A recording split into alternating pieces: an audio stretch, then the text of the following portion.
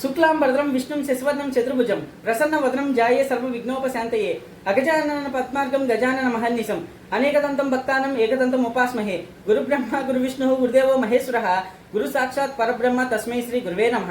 హరి ఓం. ఈ నెలలో అక్టోబర్ నెలలో తులారాశి వారికి ఎలాగుందో ముందుగా చూద్దాం.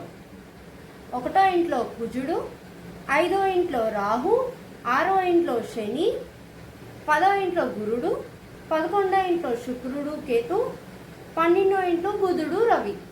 వీటి గ్రహస్థితిలో ఉండటం వలన కొంచెం ప్రాబ్లం అని చెప్పచ్చండి.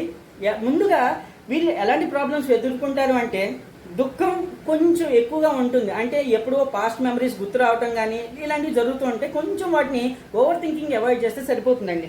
అట్లానే మిత్రు విరోధం, మన యొక్క ఫ్రెండ్స్తో కూడా గొడవలు అయ్యే ఛాన్స్ ఉంటాయండి. మేబీ మిస్అండర్స్టాండింగ్స్, అంటే మనం చెప్పింది వాళ్ళకి అర్థం కాకో లేకపోతే వాళ్ళు చెప్పింది మనకు అర్థం కాకో గొడవలు పడే ఛాన్సెస్ కూడా ఉంటాయి. అట్లానే ధన నష్టం, ఆబ్వియస్లీ మనం ఎక్కువ ఖర్చు పెట్టడమో లేకపోతే ఉన్నవి పోవటమో లేకపోతే ఇంకెవరైనా దొంగతనం చేయడమో ఏదో రకంగా మనకి ధనం అనేది దూరం అవుతుందండి. అట్లానే జ్వర భయం, అంటే జ్వరం అంటే ఇక్కడ ఇది ఒకటే కాదండి. ఎందుకంటే సీజన్లో కూడా మనం చూస్తున్నాము తిన్నగా ఉండట్లేదు, కొంచెంసేపు వర్షం అని కొంచెంసేపు ఎండ అని. సో ఆబ్వియస్లీ మనకి లేని ప్రాబ్లమ్స్ కూడా వచ్చే ఛాన్సెస్ ఉన్నాయి. సో మనం కొంచెం హెల్తీ ఫుడ్ తీసుకోవడం చాలా మంచిది. సో దీనికి ఏమైనా పరిష్కారం ఉందా అంటే దైవికంగా కొన్ని మంత్రాలు ఉన్నాయండి, అవి చేస్తే సరిపోతుంది.